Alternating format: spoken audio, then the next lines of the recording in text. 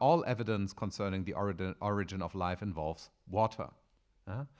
Life is very roughly put water plus volcanic biochemistry. So it's rocks and water. That's kind of what you need.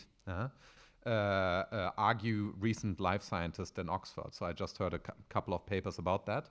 And so there's a reason why water is so important. That's also why I compared capitalism in its creativity to water and not to iron.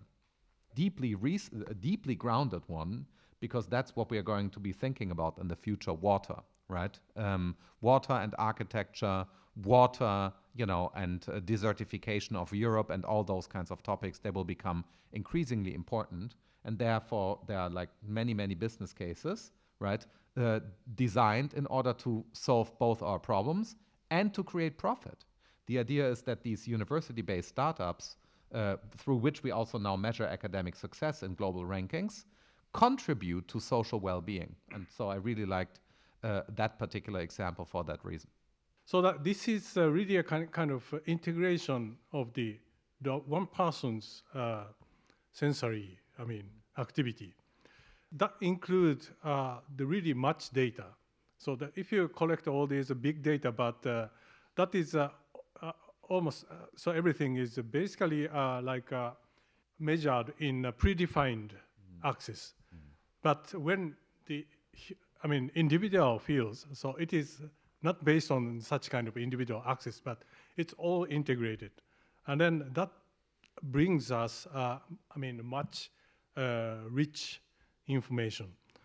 So that it is a kind of really important aspect of, thinking about the diversity and diverse voices. You could have a really, rich information out of that. So that is why from my viewpoint, for us as academics, it's so also important to have dialogue with different people. Also, I like the idea of the empathy, which was taught by Adam Smith, because when we share the questions and then asking about or thinking about the common questions, then even if you have very, very much different backgrounds, then at the end you could achieve some sort of, even if you not completely agree with the person who are there, but so you could achieve some sort of you could share and also relationship, even if you disagree with the person, but then you could have some sort of relations, and then that could be trustful if you have a common dialogue in between. So that in that sense, so empathy is a kind of very important. And also, that means that when you do some business, and so it may be also very important. In the future of capitalism, how can we invent a new value? In which way or how can we invent, elaborate value in the corporate behavior? There are layers of value, surplus value production in modern capitalism, layer over layer over layer.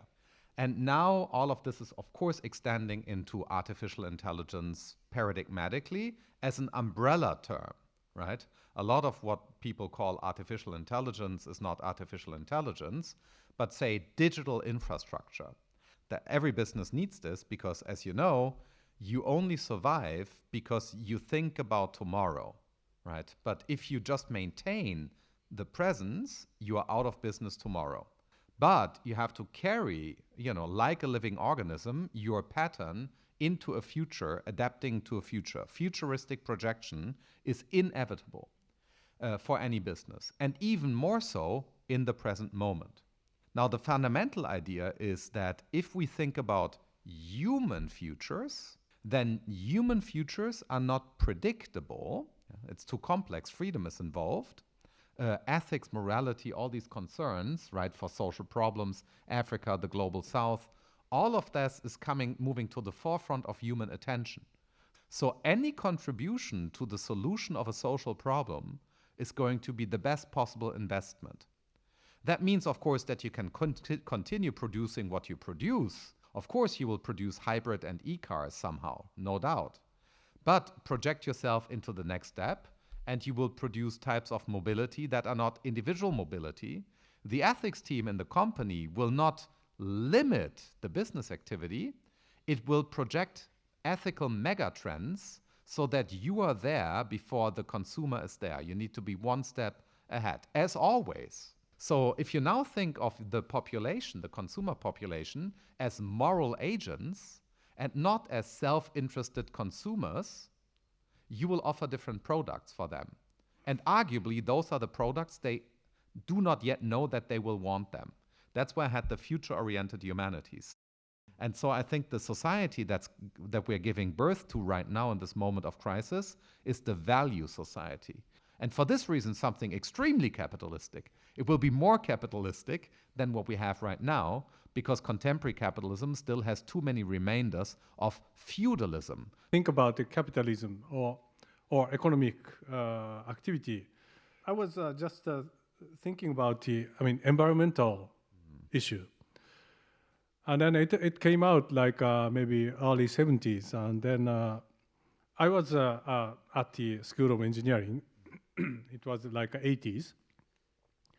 But then still at that time, environmental technology is somewhat like very much, not really much forward looking. And then, like something which is to fix something. But then it's been already like 30, 40 years since. But then now it's the environment itself is like somewhat that we invest it a lot.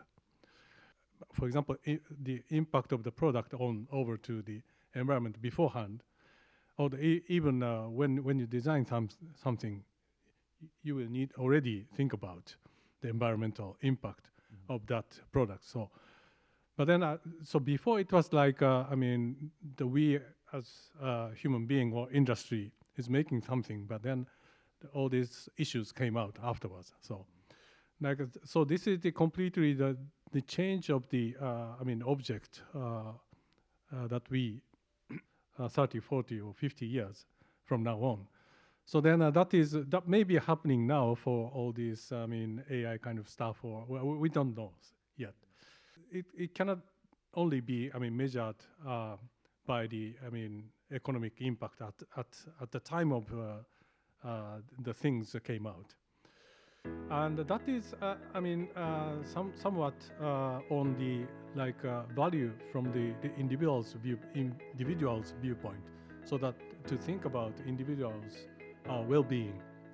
And that is, of course, involved all this morality of the each of the humans, and also all these environmental issues that everyone. So of course there's a kind of a common problem, but the value for the individual is somewhat different from each other. If we could share such kind of questions amongst each other, then that will be like a sort of a new types of enlightenment that Dr. Gabriel said. That so then hopefully that will not be just with the pricing and then with a GDP type of thing, but then it will involve some more rich aspect rather than just having a kind of economic indicator. So.